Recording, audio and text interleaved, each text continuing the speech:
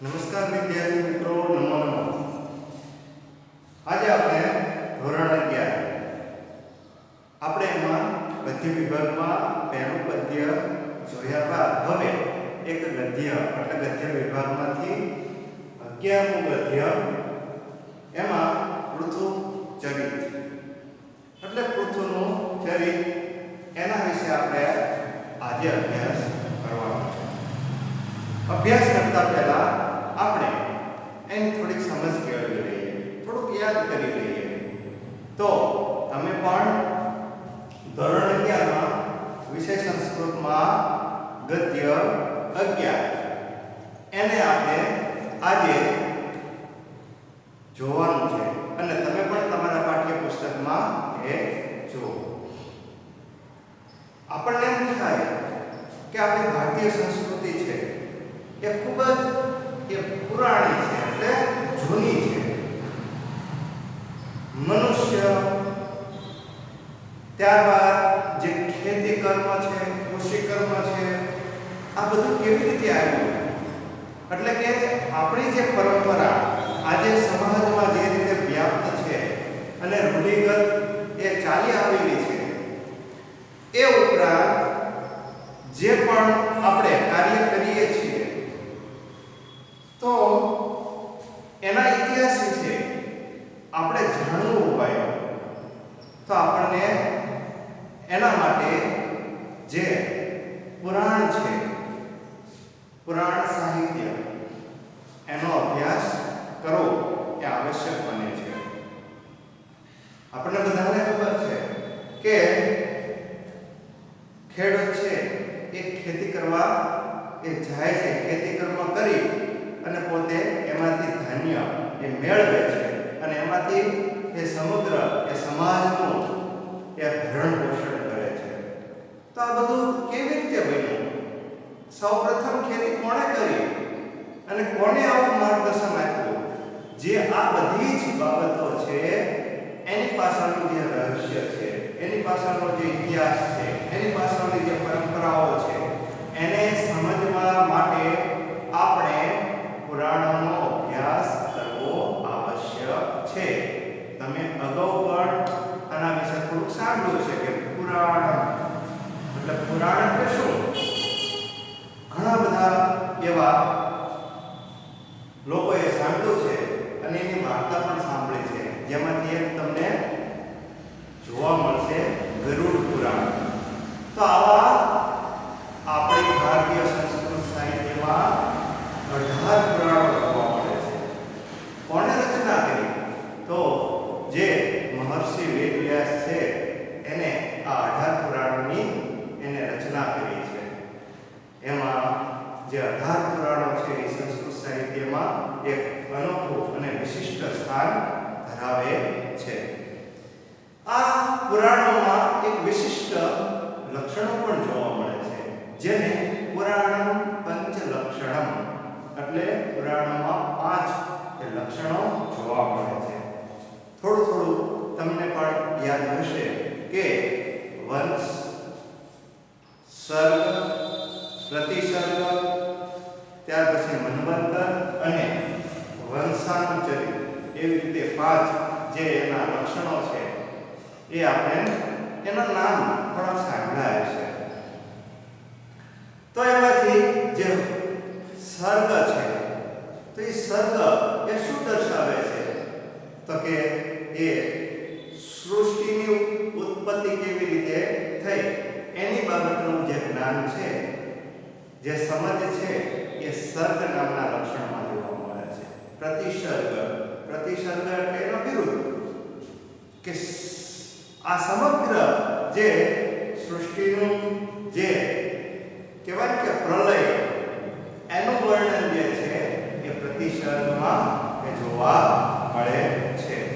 ત્યાર પછી વંશની વાત કરીએ તો કે ચંદ્રવંશ અને સૂર્યવંશમાં જે પણ રાજાઓ થઈ ગયા છે એની સૂચિ આપણને એ વંશ નામના લક્ષણમાં જોવા મળે છે.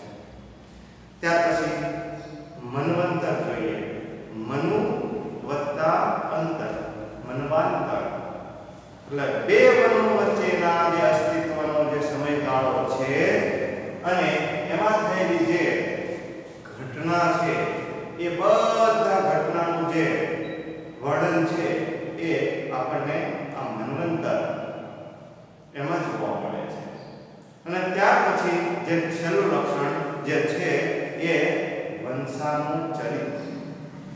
એટલે વંશાનું, વંશ શબ્દ સાંભળતા આપણને બધાને ખ્યાલ આવે કે આમાં શેની વાત કરવામાં આવી હશે.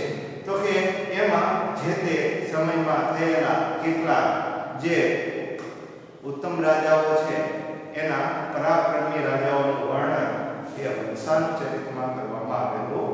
તો આ વાત થઈ 5 પુરાણ લક્ષણોની.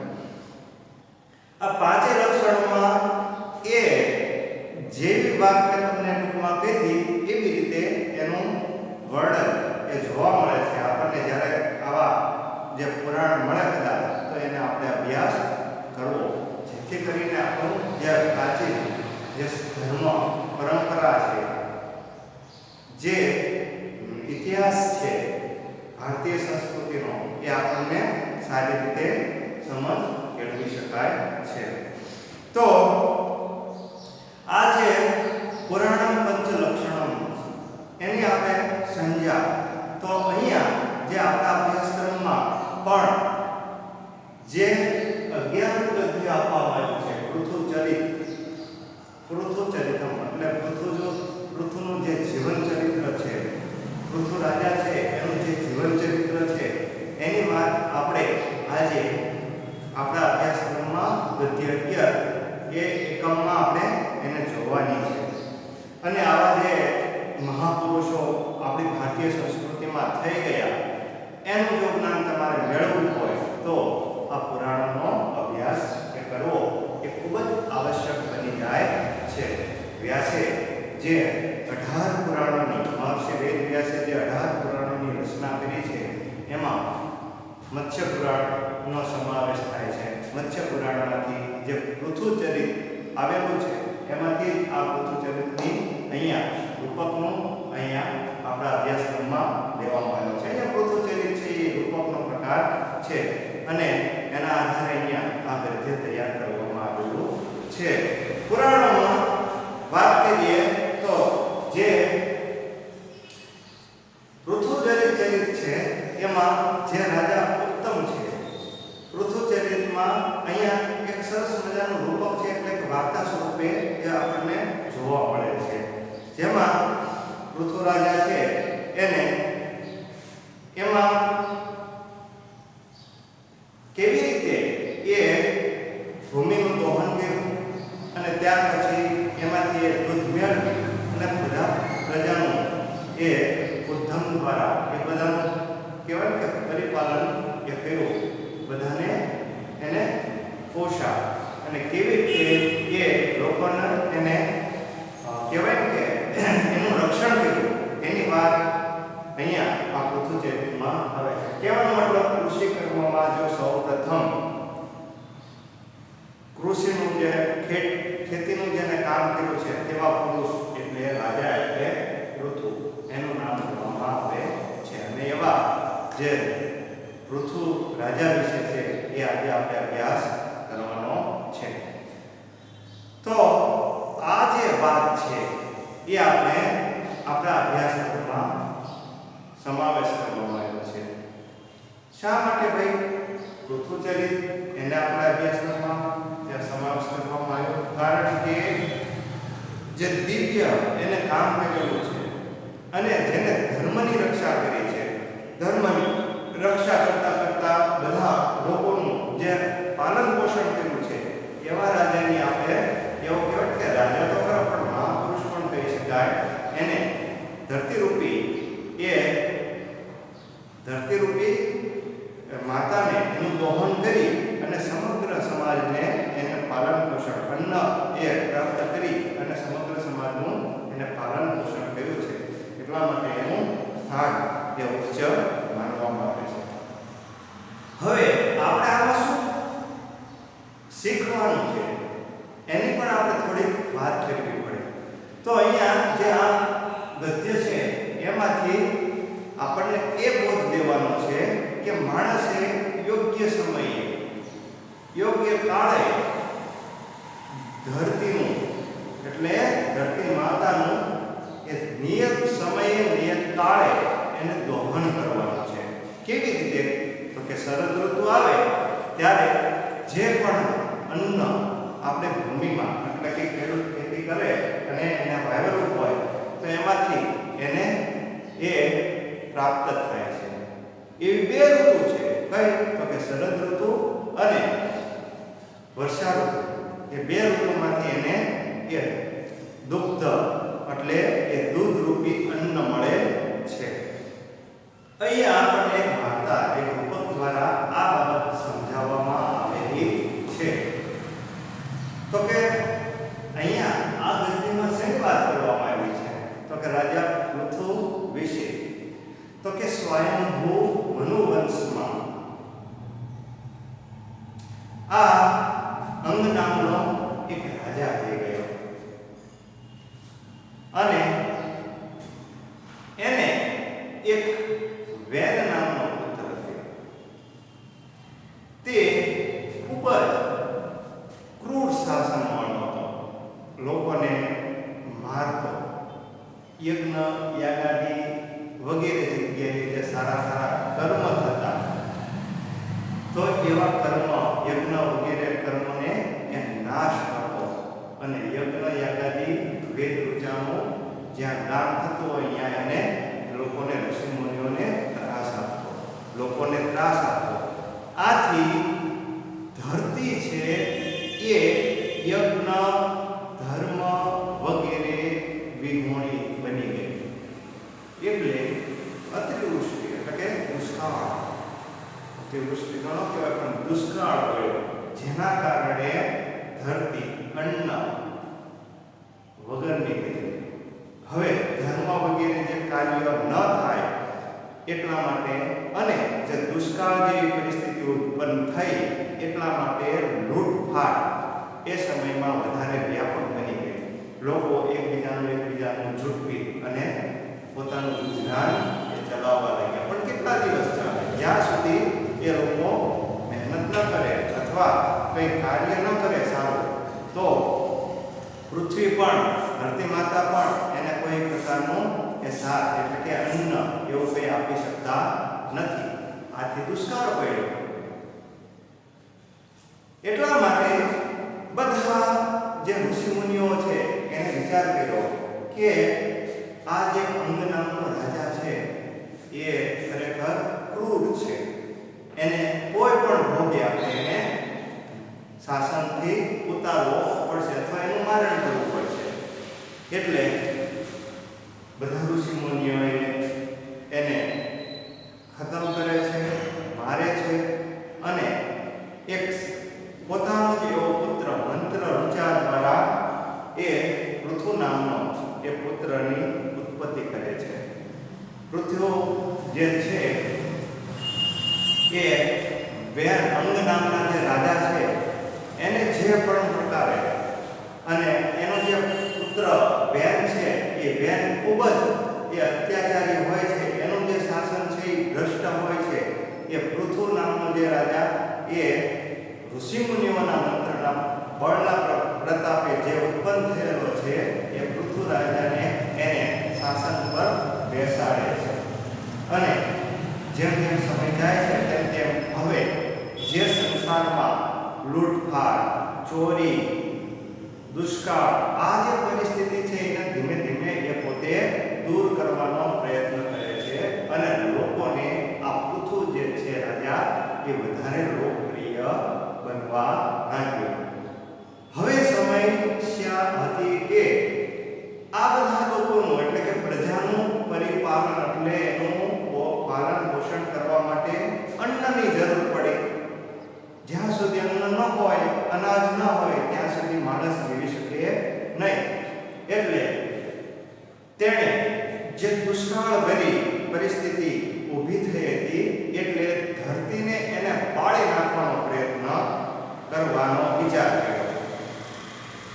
એટલે ધરતી છે એ પૃથ્વી છે એ એના ડરથી રાજા પૃથુના ડરથી એક ગાયનું રૂપ લઈ અને ત્યાં ભાગી ગઈ અથવા એ નાસી જવા તત્પર બની.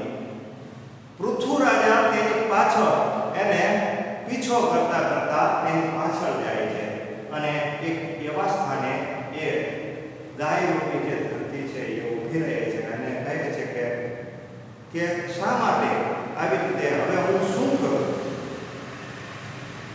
એટલે પૃથુ કહે છે કે જે લોકોને જે ઈચ્છિત છે એ તમે પૂરું પાડો, એટલે તમે એને આપો.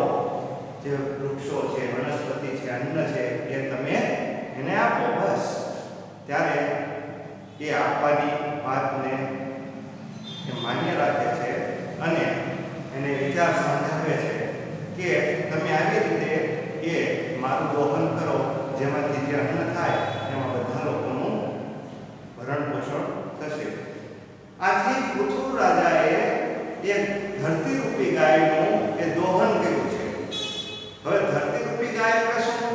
એટલે એ ધરતી ભૂમિ પોતે અને એનું દોહન કરવું એટલે શું? તો કે કૃષિ કર્મ, ખેતી કરવી તે, અને એમાંથી જે દુગ્ધ મેળવવું એટલે જે અન્ન ઉત્પન્ન થાય છે તે. અને આવી રીતે જે અન્ન ઉત્પન્ન થાય છે તે સર્વ લોકોને એ પાલન પોષણ એ પોતે કરે છે અને આવી રીતે એ પોતાની પ્રજાને એ પાલન પોષણ કરે છે. તો આમ આ જે પૃથુ જે છે એ પોતાની પ્રજાનું પાલન કરે છે અને ત્યારથી જ આ કૃષિ કર્મ જે આપણે ખેતી વાડી છે એનું જે કાર્ય છે એ ખેતી કરવાનો જે ક્રમ છે ત્યારથી જ એ આપણને જોવા મળે છે. આમ સૌ પ્રથમ જો જેને ખેતી કરી હોય, ધરતી રૂપી એ માતાનું જે દોહન કર્યું છે તો એને એ પૃથુ નામના એ રાજાએ કરેલું છે. તો આવા એ પૃથુ ચરિત્ર વિશે આપણે આપણા અભ્યાસક્રમમાં બધી જ વાત એટલે કે ગદ્યમાં આપેલી છે, એને આપણે હવે સારી રીતે એને સમજવાની છે. તમે પણ તમારા પાઠ્ય પુસ્તકમાં એ બરાબર વાંચો. બરાબર? ત્યાં સુધી આપણે આગળ જોઈએ છીએ.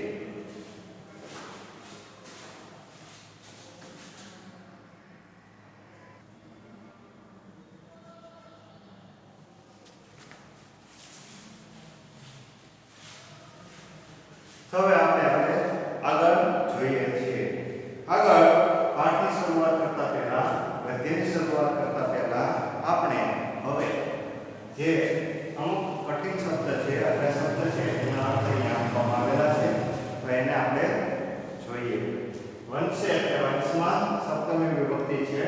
અંગનામકઃ, અંગનામનો, અંગનામકઃ, અંગનામનો. અભવત એટલે રાજા, અભવત એટલે થયો. ધર્મનિરતઃ, ધર્મમાં લાગેલો રહેનાર. ધર્મનિરતઃ, રત એટલે લાગેલો રહેનાર. બરાબર? વેન નામકઃ, વેન નામનો. રાજા સંભવત એટલે સંભવત એટલે થયો. ફરીવાર અભવત અને સંભવત એટલે બંનેના અર્થ અહીંયા સમાન છે. યજ્ઞદાન આદિની એટલે યજ્ઞદાન વગેરે. યજ્ઞદાન આદિની એટલે વગેરે. નિષિદ્ધાની એટલે મનાઈ કરવામાં આવેલા. બરાબર? નિષિદ્ધાની એટલે મનાઈ કરવામાં આવેલા. સત્કારિતા એટલે સત્કાર કરાયેલા. ફલતઃ પરિણામે. ચોરાદિના નામ એટલે ચોર વગેરેની. સર્વત્ર એટલે બધી જગ્યાએ પરિભરતમ એટલે ચોરી લીધું. યજ્ઞ કર્મના અભાવે, યજ્ઞ કર્મના અભાવે, યજ્ઞ કર્મના અભાવે. દુર્ભિક્ષ એટલે દુષ્કાળ. પ્રાવર્તક એટલે થયો અથવા પડ્યો. નિર્ધનો એટલે ધર્મ રહી અને સજ્જાતમ એટલે થઈ. એટલે પૃથ્વી જે છે એ નિર્ધન એટલે ધર્મ વિહોણી અને જે પાપ વિનાની છે એટલે એના અર્થમાં અહીંયા સજ્જાતમ એ શબ્દ છે એ લેવામાં આવેલો છે. આ શબ્દ છે તમે તમારા પાઠ્યપુસ્તકમાં એ લખી લેશો. પાઠ્યપુસ્તકમાં નોટબુકમાં એ તમે એ લખી લેશો. બરાબર? અને પાઠ્યપુસ્તકમાં તમે ગદ્ય 11 જુઓ. હવે આપણે જોઈએ છીએ.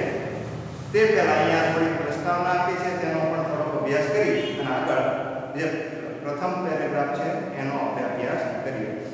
વ્યાસની રચનામાં આધાર પુરાણનું સંસ્કૃત સાહિત્યમાં વિશિષ્ટ સ્થાન છે. પુરાણનું વિષયગત લક્ષણ આપતા જણાવાયું છે પુરાણ પંચલક્ષણમ, અર્થાત પુરાણ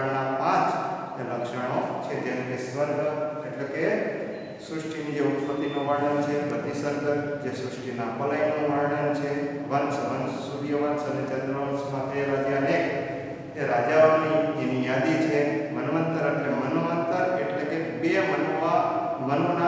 મનુઓના અસ્તિત્વના સમયગાળામાં થયેલી ઘટનાનું વર્ણન છે. વંશાનુચરિત જે તે વંશમાં થયેલા કેટલાક પરાક્રમી રાજાઓનું ચરિત્રનું વર્ણન છે. હું તમને આપો જે શરૂઆતમાં મેં તમને વાત કરી એ જ વાત અહીંયા કરવામાં આવેલી છે. ભારતીય પ્રાચીન પરંપરાઓ અને ઇતિહાસની જાણકારી માટે પુરાણ શા માટે ભણવાના, શા માટે એને વાંચવાના? તો કે ભારતીય સંસ્કૃતિની જે પરંપરાઓ છે અને ઇતિહાસની જાણકારી માટે એ પુરાણ સાહિત્યનો અભ્યાસ એ આવશ્યક છે.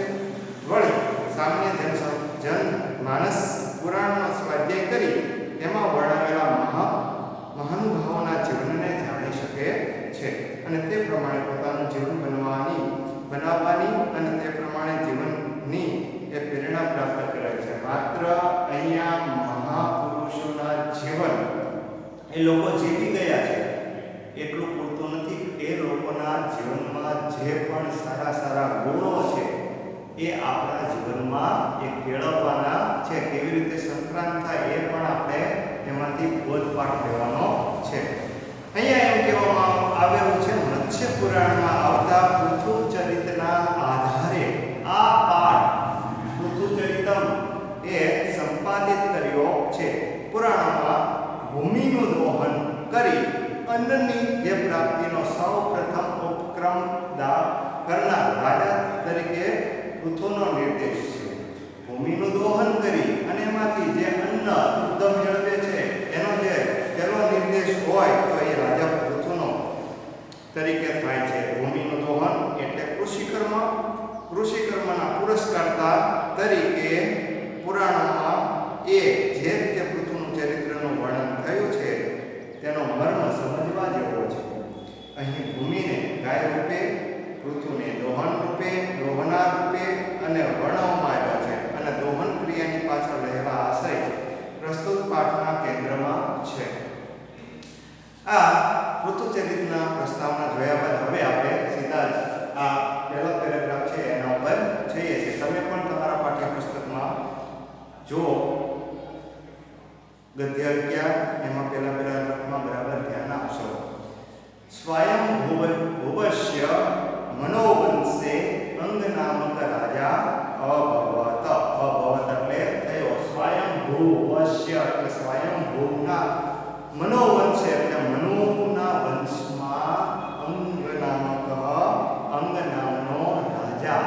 રાજા અભવત એટલે થયો. સ્વયં ભુવ મનોવંશમાં અંગ નામનો રાજા થયો. બરાબર ખ્યાલ આવી ગયો? સ્વયં ભુવસ્ય મનોવંશે અંગ નામક રાજા અભવત. સ્વયં ભુવના મનોવંશમાં એ અંગ નામનો રાજા થયો. સહ એટલે કોણ? અંગ જે રાજા છે તે. સહ તે દયાળુ એટલે દયાળુ, ધર્મનિરત ધર્મમાં લાગેલો રહેનાર, ચ આસી ચ એ બંનેની વચ્ચે લઈ જવાનું. બરાબર? તો શું? તો કે તે દયાળુ એટલે કે દયાળુ, ચ એટલે કે અને ધર્મનિરત એટલે ધર્મમાં લાગેલો રહેનાર, આસી એટલે હતો. ખ્યાલ આવી ગયો? ફરી વાર. સ્વયં ભુવસ્ય મનોવંશે અંગ નામક રાજા અભવત. સ્વયં ભુવસ્ય એટલે સ્વયં ભુવમાં મનોવંશમાં અંગ નામનો એ રાજા થઈ ગયો. સહ તે દયાળુ અને ધર્મમાં લાગેલો રહેનાર હતો. તસ્ય વેન નામક ક્રૂર. તસ્ય વેન નામક પુત્ર સંભવત. સંભવતમાં પણ એ થયો અર્થ લેવાનો છે. તેમને વેન નામનો એક રાજા એટલે એક પુત્ર, તસ્ય તેનો, વેન નામક એટલે વેન નામનો પુત્ર સંભવત એટલે તેને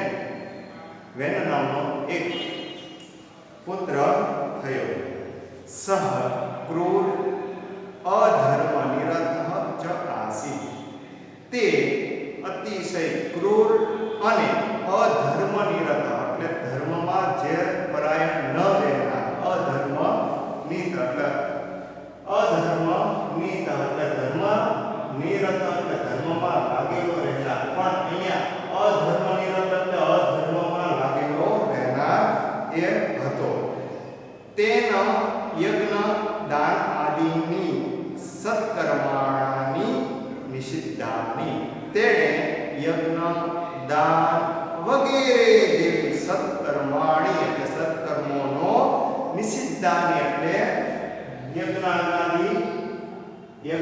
આદિના યજ્ઞ દાન વગેરે નિષિદ્ધાની એટલે મનાઈ કરવામાં આવેલા હતો એ બધી જે સારા સારા કર્મો છે એની મનાઈ એના સમયમાં ફરમાવવામાં આવેલી હતી આગળ જોઈએ દુર્જના સત્કારિતા સજ્જના ચ દુષ્કારિતા એટલે જે દુર્જનો હતા એનો સત્કાર કરવામાં આવતો અને સજ્જના ચ દુષ્કારિતા એટલે જે સજ્જન લોકો હતો એનો તિરસ્કાર કરવામાં આવતો હતો ફલતઃ એટલે આના પરિણામ સ્વરૂપે ચોર આદિના પ્રવૃત્તિ સર્વત્ર પ્રકીર્તિતા ચોર વગેરે જે પ્રવૃત્તિ જે છે એ સર્વત્ર એટલે બધી જગ્યાએ એ પ્રવૃત્તિ એટલે એ વ્યાપી ગઈ સજ્જના ધનમ ધાન્યમ ચ દુર્જને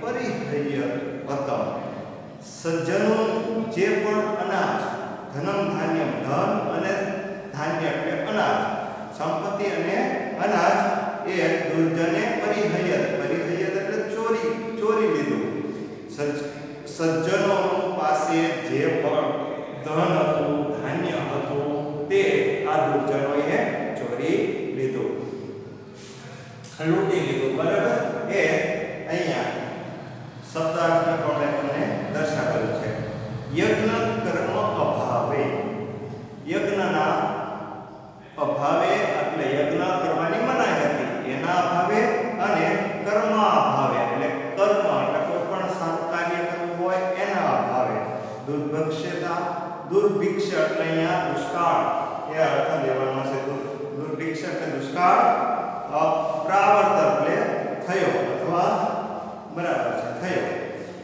ભૂતલમ યજ્ઞ દાન રહિતમ નિર્ધર્મ ચ સજ્જાતમ ભૂતલમ એટલે ધરતી છે યજ્ઞ દાન રહિતમ એટલે યજ્ઞ અને દાન વગેરે એનાથી રહિત થઈ નિર્ધર્મ ચ સજ્જાતમ એટલે એ નિર્ધર્મ એટલે ધર્મ રહિત સજ્જાતમ એટલે થઈ ધરતી છે યજ્ઞ દાન વગેરે જે સારા સારા કર્મથી રહિત થઈ અને નિર્ધર્મ એટલે ધર્મ રહિત બની ગઈ અથવા થઈ તો અહીંયા આ જે બાબત સમજાવવામાં આવી છે તે જે અંગ નામનો રાજા હતો એને વેન નામનો એક પુત્ર થયો અને એ વેન નામના પુત્રના કારણે એ પોતે ખૂબ ક્રૂર અને નિર્દયી હતો લોકોને સારું કાર્ય કરતા હોય તો એને મારતો અને સારા કાર્ય કરવામાં એ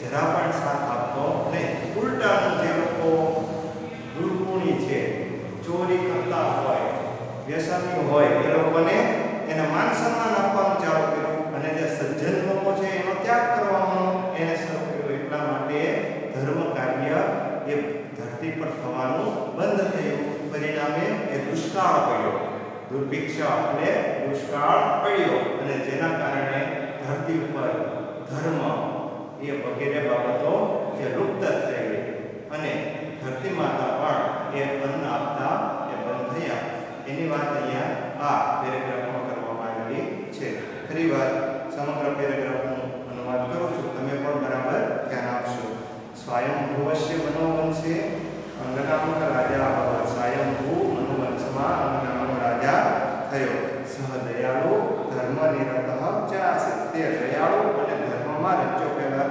રહેનારો હતો તસ્ય પહેલો જે અંગનામનો રાજા હતો એ તો સારા ગુણોવાળો હતો જ પરંતુ તેનો જે પુત્ર છે એ ક્રૂર હતો એની વાત છે તસ્ય વેન નામક પુત્ર સમભવત તેને એ વેન નામનો એક પુત્ર પુત્ર થયો.